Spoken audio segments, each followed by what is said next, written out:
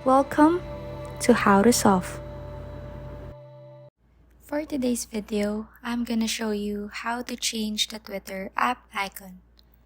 So as you can see, Elon Musk has rebranded Twitter to X, and the bird has been set free.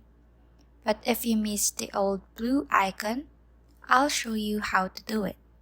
So first is to go and search for the old Twitter icon on Google or Pinterest. So just save it on your device. And once you're done, open the shortcut app on your phone. Tap the plus button on the top right of your screen and then click the Open app. Beside the word Open, tap the word App and then look for Twitter, which is now X.